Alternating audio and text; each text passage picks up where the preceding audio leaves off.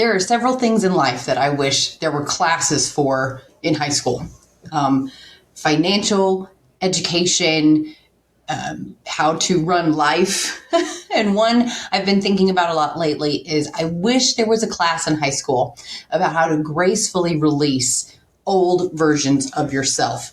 Throughout our lives, we go through so many phases. We go through relationships and places that we live and jobs that we have, physical abilities that we have, and adventures and travel and so many things that we take experiences from and we gain our identity from, that I wish they taught us from an early age how to gracefully transition from one phase that is dominated by specific characteristics or abilities or daily routines and moving into another. Because I think one of the hardest things when it comes to developing your self-concept and having a positive self-concept is when we transition and we're still holding on to the identity that was available to us in a previous era.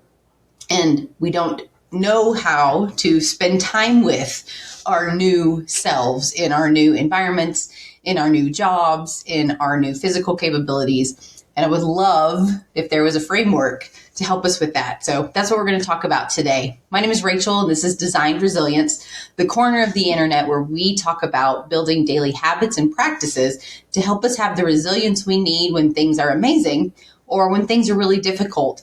And one of the key components of building resilience daily is to focus on a positive self-concept, that idea that we can successfully navigate whatever life throws at us. And this lack of practice of moving gracefully from one identity to another would significantly support being able to maintain a positive self-concept. And there are a million examples in my own life that I can think of. One around my physical abilities. So when I was in high school, I was in drill team, I played softball, I was super active. Even in college, I was in the marching band color guard and I waited tables. So I had a lot of physical activity in my life and I expected my body to be able to perform in certain ways. But as I grew older and became more sedentary, if I didn't focus on having physical activity in my life, like was so natural when I was younger, and then I would go try to do something that I used to be able to do physically, I'd be disappointed and I'd be frustrated. I should be able to stretch. I should be more flexible. I should be stronger and have more stamina. And being conscious of that transition of the daily rhythms of my life when I was younger, which were very physical and involved practices and performances, and recognizing that my new life as I grew older didn't have those rhythms, that it's totally understandable that my physical capabilities would be different.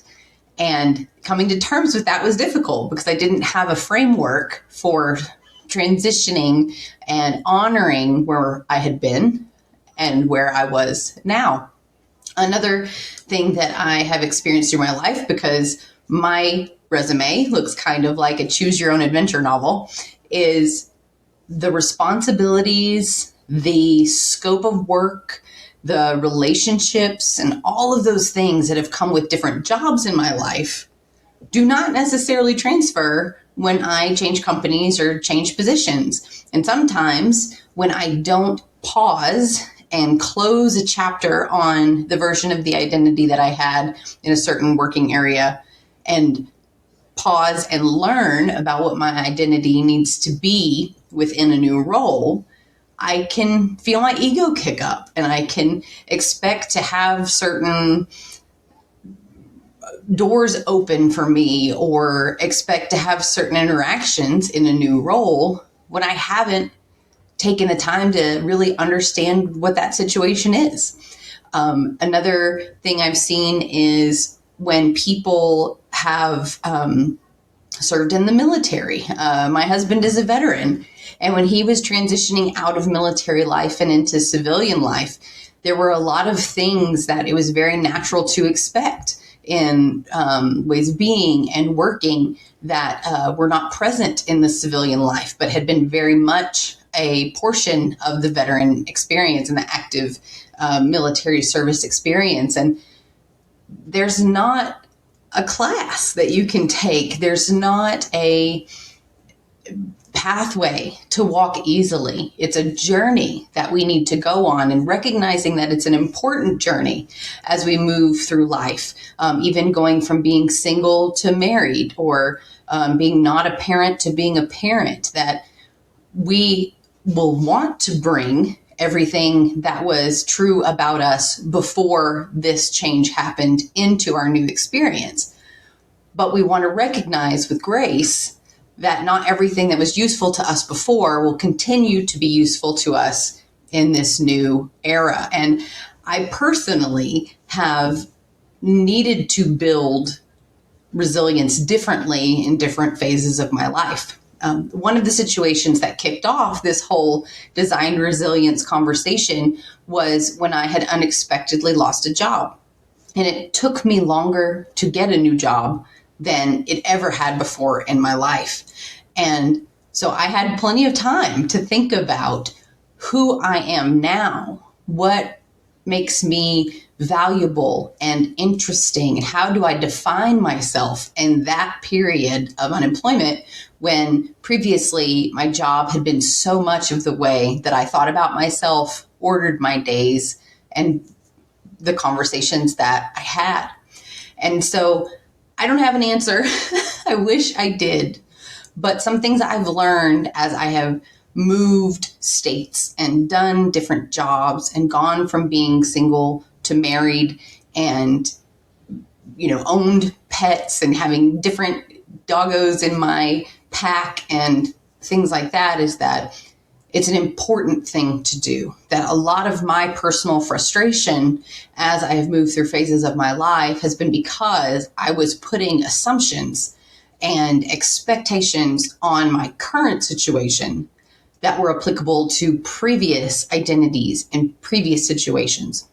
So some tips that I have for helping to gracefully release old versions of myself so that I can fully embody the new place that I am are: one, recognizing the transition, recognizing that when I have moved or have gotten married or have started a new job, that this is a new thing and it deserves to be observed and have a relationship built with it.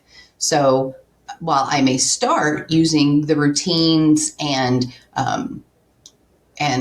practices that I had before, I need to recognize that they may not work in this new environment. And that will give me more room to explore, the ability to be curious as opposed to judgmental about my new circumstance, and help me to be more agile as I adapt to it. So recognize the transition. Then, as I begin to understand the new situation that I'm in, to identify capabilities or strengths that I have that can move over, and gaps. What do I need to improve or strengthen? I don't have to abandon everything that was true about me before. I can bring the useful parts over, and I can develop and strengthen new perspectives, new ways of being, new ways of thinking and approaching things. And in this phase of identifying the strengths I can bring and the gaps that I want to grow, this is where personal development and growth has helped me a ton. So if I want to adopt a new way of being financially, if I want to adopt new practices, there are books and thought leaders and YouTube videos that I can watch to begin to model these new behaviors that I need to be successful. A time that happened in my life was when my husband and I were paying off our consumer debt. I needed all kinds of new habits, new ways of thinking and being and making decisions about my money that I didn't have. And so as I moved into this new phase, I used those inputs from people who had walked the path before to build habits and practices that I could adopt to help me be successful with my new goals that were different than anything I'd ever done before. So we are understanding that it's a transition, identifying our existing strengths and looking at the gaps that we may have, and then finding resources and teachers that can help us build the new skills that we're looking for. And the third piece is to understand that this new version of me is just as fun and valuable and capable as previous versions have been. If I go all the way back to high school, did I love being the captain of my drill team? 100%. But I'm a different person than I was at that point. Did I enjoy going to college and studying? Yes, very much. But I am now a professional and an adult. And so I look at things differently and I need to have different behaviors. When I've had jobs in sales, the tactics and practices and rhythms of that role are very different than being in a role of a marketer or a communicator. And so while I learned lessons that molded me and made me capable of getting these new jobs, I'm going to need to adapt my practices to be successful in the new space. And finally, if there are things that you really loved about a previous identity, it's okay to be sad that that part is over, to mourn the transition from one phase of life to the next. But be gentle with yourself. Don't judge yourself too harshly because you can't do this or that. You can't run a mile like you used to, or you can't do different things that you used to be able to do on a regular basis. But understand that this new phase is going to give new gifts and bring new memories and keep you moving forward on the path of your life. I have often thought about how sometimes when I've had conversations with certain people, everything they talk about is in the past. All of their memories, all the stories they want to tell are in the past. And while that's beautiful to have good, warm memories that you bring up, it also kind of made me sad because I wondered if those people were missing the really amazing things that were happening now because they hadn't accepted the differences in their new and current situation and their new identity. Because their current situation is who I was engaging with at the time. I wasn't in their mind and in the memories. I was with them now. And I hoped that they were finding just as much satisfaction and fulfillment in their current phase of life as they had in all the memories that they were bringing up.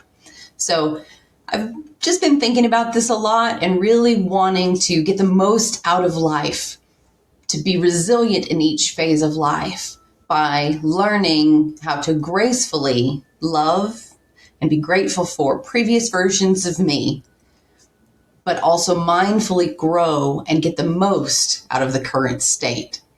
So is that anything you've ever thought about? Do you tend to miss a part of your life and wish you were still in it? Or are you learning to find the goodness that exists today in your current situation, no matter what it is, knowing that the only constant in life is change, and that whatever you're in now will grow and evolve into even more future states. So I hope that as you work on daily habits to build your resilience, you think about how you can gracefully transition from one identity to the next, knowing that everything that's come before has built you to who you are today and opened the doors you're walking through today. And that future you is pulling you forward. And hopefully you'll get to meet and know and love and care for them just as much as everything that you've been through already. I hope you found this helpful, and we'll see you next week.